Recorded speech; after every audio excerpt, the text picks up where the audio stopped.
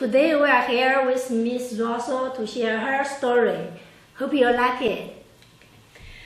It's nice to have you here. I hope I find something interesting to talk about.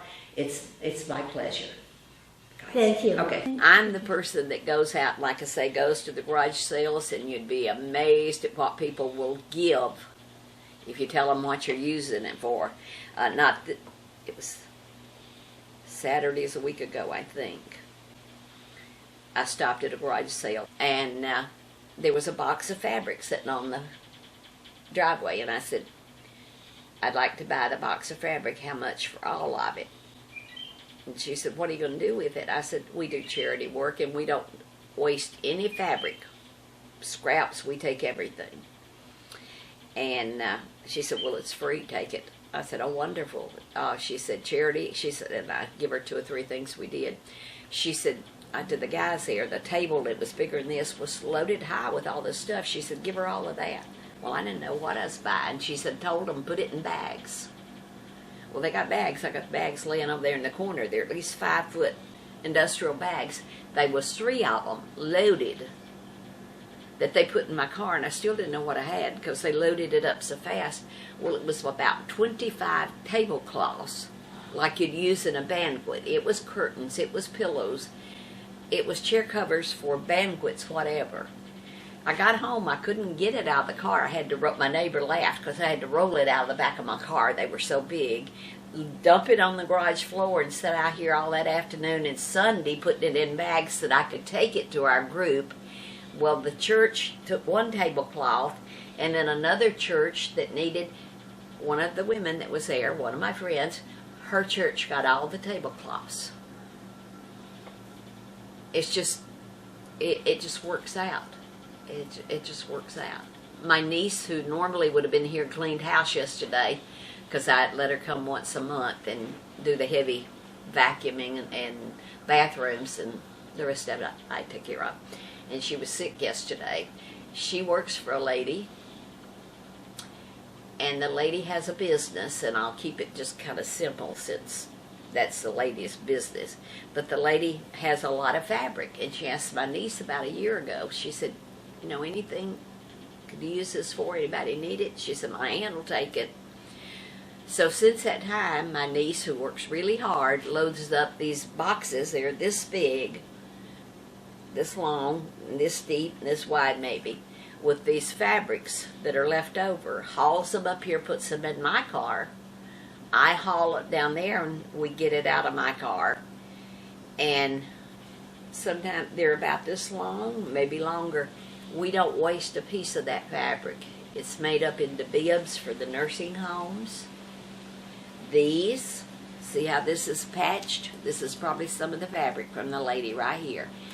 So it's just what you get out and find and what you do. And very active in the church right down the road here, Calvary. They had a family with 3 little children, and it was a really bad situation. So I called the mother and I said, I will come to Walmart and you pick out what you want for the children for Christmas. Now this money was coming from our doll club, and I will pay for it. And she said, okay. So I met her about 5 o'clock in the morning, one morning before I think she maybe had a job and could go to work.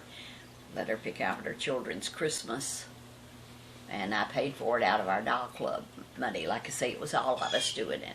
That's the good things that you think about. One time we delivered a bicycle up the road, my husband and I. The little girl had been hit by a car, and it had left her mentally challenged, okay? And they didn't have a lot of money.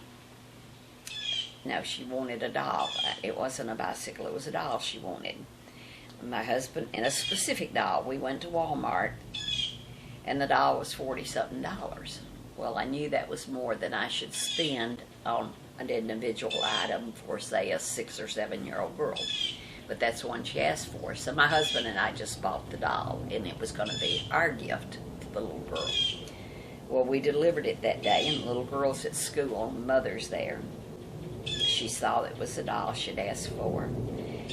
And she thanked us, and she said, now can I ask something of you? She said, sure. She said, my mother brought our daughter a bicycle, and she'll never be able to ride that bicycle because she was left with severe disabilities. She said, can I give you the doll or the bicycle for a child? So we gave her the doll. She gave us a new bicycle, and it went to another child. That's the things that you do and that you appreciate. It was an employee of my husband's, and his wife had gone away, left him, and he had 2 small children and a very limited income. And my husband said to me, he said, Marilyn, could we buy for Larry this year? I said, sure, we'll put his name on the list, that's okay. Because we usually did a couple of, and I still have a letter on another one, I keep everything. I said, we'll take Larry, just you and I, we'll buy for Larry. And he said, okay. Well, my friend who lives in Alabama, Holmes, Alabama, I told her, she said, no, I want to buy for Larry too. I said, okay, we'll just have more money. We'll do both. We'll get clothes and toys. So we shopped for Larry that year for his 2 children. Every time I run into the guy, which wasn't too often over the years, he had to tell me how much he had appreciated what had been done for him. He's a grandfather now. He's since passed away. Well, about 10 years ago, he had remarried, and my husband and I were at a yard sale in Rockledge. I do a lot of that because I find stuff that we can use for the charities that way. And this woman come up to me and she said, I've been watching for you guys when Larry wasn't around. I need to talk to you. She does estate sales, still does. And we thought, well, what did we do? And she said, Larry talks about you guys all the time and what it meant to him, and I didn't want to say anything in front of him, so he's at another estate sale. I can thank you for what you did for my husband when I didn't even know him. Now, my niece was at the same garage sale come up. She only heard part of it. She heard the woman say, I need to talk to you guys. And I know Sherry thought, what in the world have they done? And I have, to this day, I have never told Sherry it was to thank us because that had meant so much to her for what we did for Larry. So that's the memories of the things, and this is why you do this. You don't do it for the people in Georgia. For yourself. Quite a few years. Oh, okay. You did too? Oh, okay. What you're saying. Cabin in Georgia. Well, my husband, like I say, we garage sale. This stuff down here is all garage sale that I use for these things. A lot of people are kind and give to me. Well, we stopped at a garage sale, and there was a teenage boy and a girl about 10 or 11, and then 2 younger children. And they just had this stuff out at this garage sale. My husband picked up a little old cheap knife. He loved knives. And he picked it up and looked at it. And the little girl said, $1, you buy it. And he said, honey, I don't need it. I'm just looking. She said, but I want you to have it. I'll give it to you. And he said, no, I'll buy it. I hope I'm telling it correctly. So he picked up the knife, and the little girl said to him, Lacey was her name. She's 10 or 11. She said, we're having the garage sale because our landlord's kicking us out. We got to leave. We got to be out of this house. We have no money for rent. And we don't have any money for food. And my husband looked at me. We bought 2 or 3 little things, and we headed back to the cabin, and we looked at each other and said, you know, we can't let this go. I said, no, we'll go home and pack up some food and we'll go back. We'll put some food in the car. So we'll go back to the cabin, and I was getting things for the car to take down there, and one of the neighbors stopped in, and she said, what are you doing? I explained to Linnell what I was doing. She said, well, I'd like to be a part of it too, and maybe some of the other people in the campground here. I said, fine, we'll do this. So we packed up food and we went down. Well, they were going to have to be out of that house, I think, within 24 hours. Very short time. No money to pay the rent. So Linnell said, let's collect up money from the women in the park and pay the rent. I said, okay. But Russell and I will give you $200 on the rent. she said, okay. So I handed it to her. She started going to the other houses. And pretty soon we had enough money to pay the rent. It was like $600 and maybe part of another one. Had enough money to pay the light bill before the power was cut off. So Linnell took charge of it. I just backed off and said, okay, you take care of it, Linnell. So she went down and paid the rent, give it to the landlord. She went to the power company and paid for the light bill. Now, when she got back down there, the woman was so desperate. She was on the street down there in Cleveland, the little town where we live, collecting money off the street to pay the light bill. She was down there handout. So we paid. They got another month or two in there. We kept them in groceries for that period of time. And then it was basically time for all of us to start closing up and coming home. Winter's coming on. My husband and I went by to say goodbye to them because they're still in the house. We collected enough and done enough and had collected enough groceries, we as in a lot of people in the campground, that they were okay.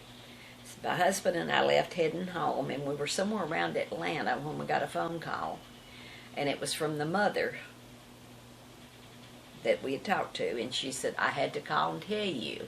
They had lived in Ocala at one time, and he had worked actually, I believe, for an RV place, like mechanic or whatever.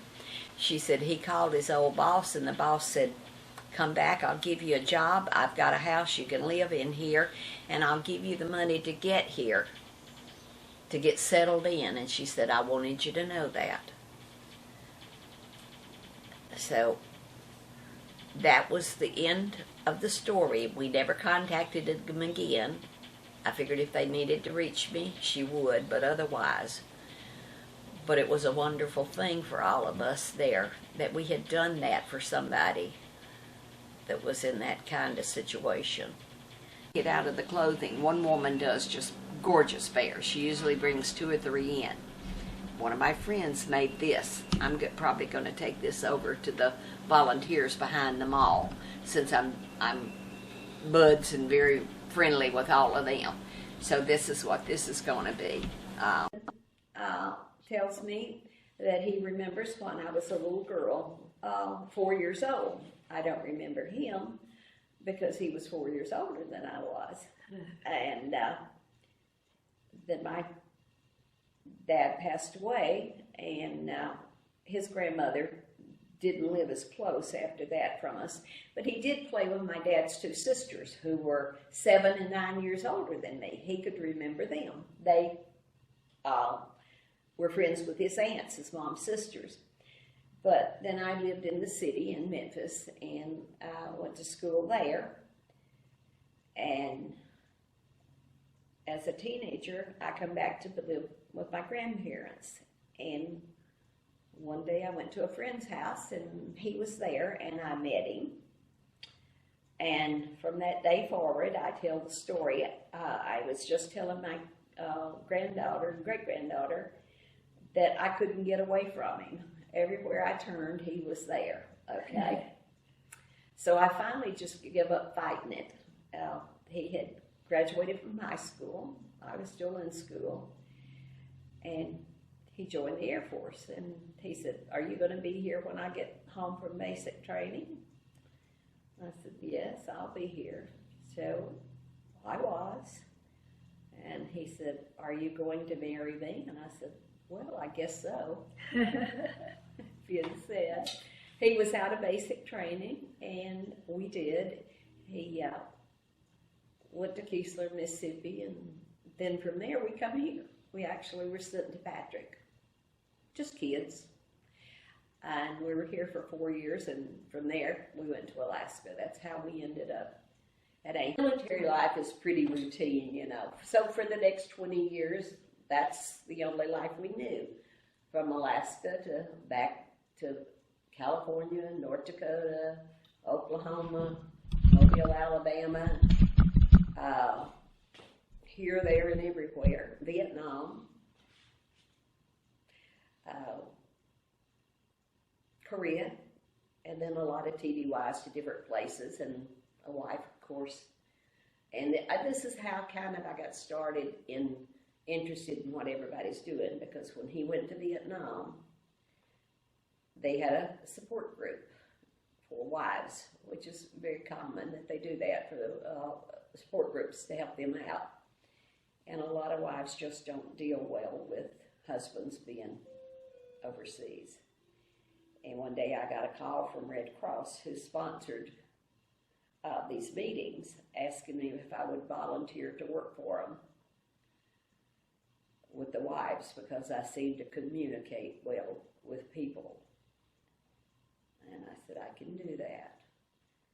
And I did. I carried that card on me. I still have it with my hours, until I had so much paperwork of my husband's to carry, and I took it out of my wallet, but I still have it. I volunteered from that day forward, and that's kind of been a pattern ever since. If something needs to be done, I volunteer. We're in California, the youth center.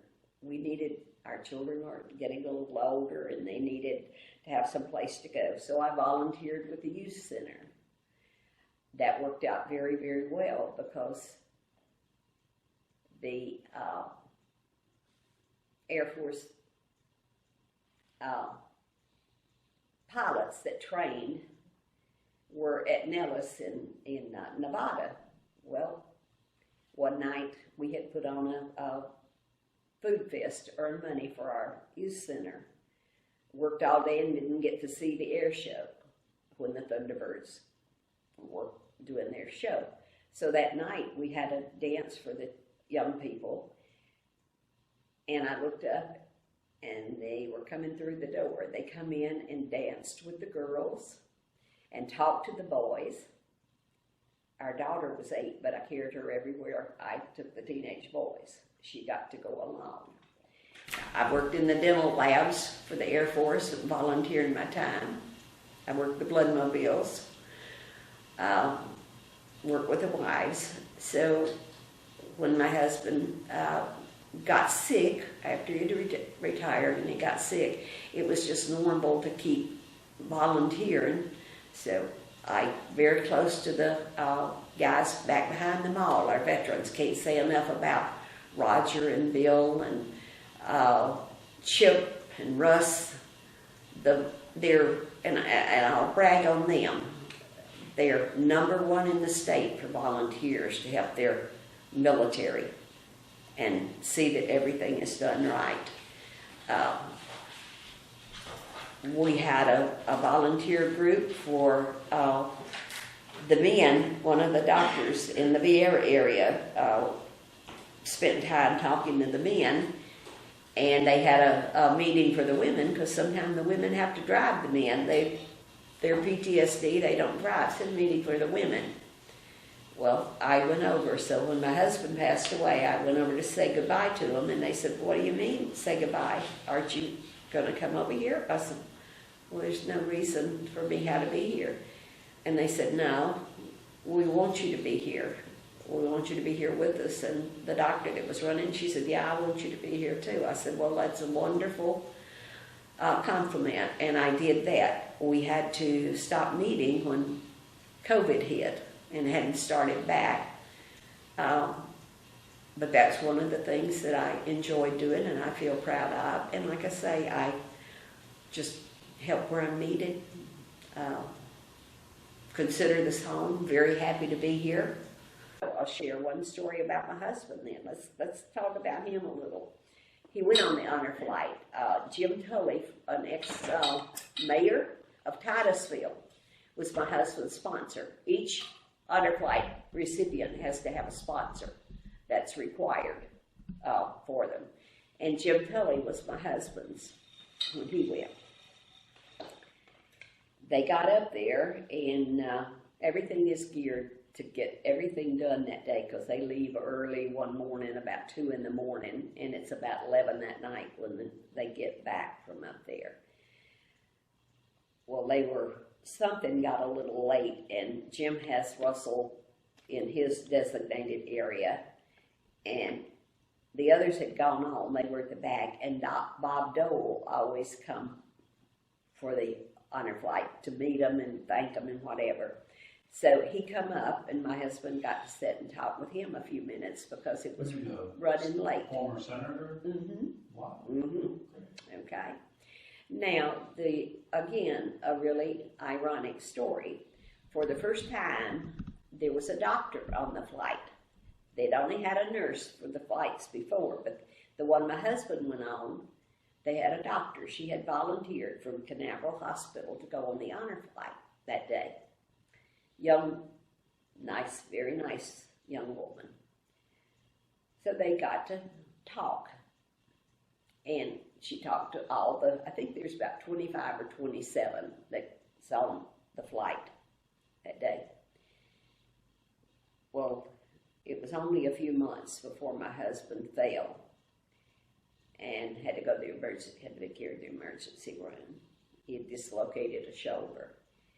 And when they carried him in to set the shoulder, he looked at the doctor and she looked at him. And then there was a doctor that was on the honor flight with him. She recognized him and vice versa. She set his shoulder and they talked for a little bit. So again, it's a small world. She was on the flight. She set his shoulder that night. Don't know if she's still at Canaveral. Don't know anything past that. But that was one of the stories. We've had a great time doing it. It's been my pleasure. I've enjoyed you, and it really has been a nice experience. Thank you.